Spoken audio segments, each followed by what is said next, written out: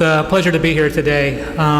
As Mark had mentioned, my talk today focuses on a criterion-based approach to determining readiness for return to sport following anterior cruciate ligament injury. And I think this is a very relevant topic relating back to arthritis, because as we've heard earlier today, once you've torn your ACL, you're at a much higher risk for developing osteoarthritis in a relatively short period of time, as individuals within a 10-year time period may develop both radiographic and symptomatic evidence of osteoarthritis. So I think this information is relevant in that if you have a second ACL injury, you're likely on a even higher and more quick pathway to developing knee OA. And this is particularly important because that high-risk population for tearing their ACL are those adolescent athletes between 15 to 18 years of age. So those individuals may have signs and symptoms related to OA when they're in their mid-20s or so forth. So what I'd like to touch on today are kind of key three objectives. I'll first start off by just reviewing and discussing some of the recent research out there that talks about what is the current state of return to sport decision-making criteria that has been reported in the literature following an ACL reconstruction process. I'll then go through and describe what are some of the re-injury risk factors as well as common neuromuscular deficits that we oftentimes see in individuals after they've had ACL reconstruction, went through rehabilitation, and are nearing that return to sport phase of the rehabilitation process. And then I'll use that as some foundation to then go into discussing criteria that we might be able to use moving forward to better promote a safe return to sport when individuals have had that ACL reconstruction and are nearing the end of the rehabilitation process. So first off, I'd like to just give an overview of a nice systematic review that was published about 3 years ago or so, looking at a wide variety of different studies that have looked at return to play testing criteria.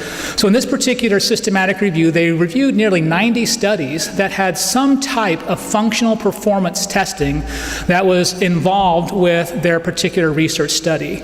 And what they did is they described what were the most commonly utilized functional performance measures that were being reported in the scientific literature to help guide the return to sport decision-making process.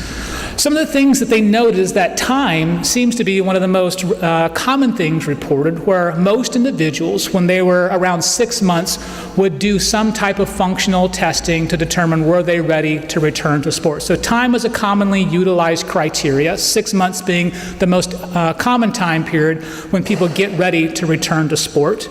Probably the most common functional performance test being done was some type of hop performance. There are many different types of hop tests that are commonly done: single leg hops for maximal distance, triple leg hops on a single leg. Sometimes they may cross over a line from one side to the other, but some type of hop performance test for distance is probably the most commonly used functional measure.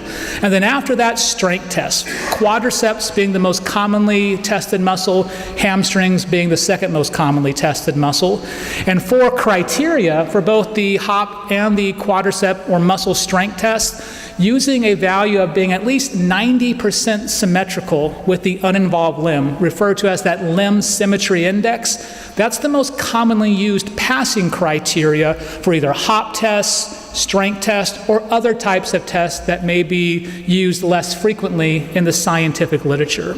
So there's many studies out there that utilize some combination or a single type of functional performance tests. But the question is, do these really help in promoting a safe return to sport?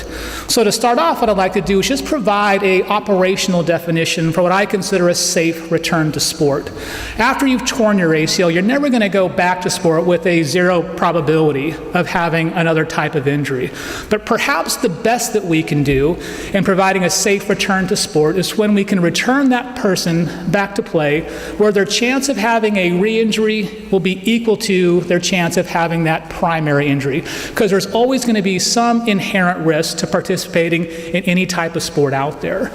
So if we use that as a definition, where you're at least as likely to have a secondary injury as you are a primary injury, what does the data say in terms of our ability to promote a safe return to sport? Well, this is a series of studies that have been published within the last 3 to 5 years that are looking at secondary injury rates in those individuals who've had an ACL tear, subsequent reconstruction and rehabilitation, and then ultimately went on to return to sport.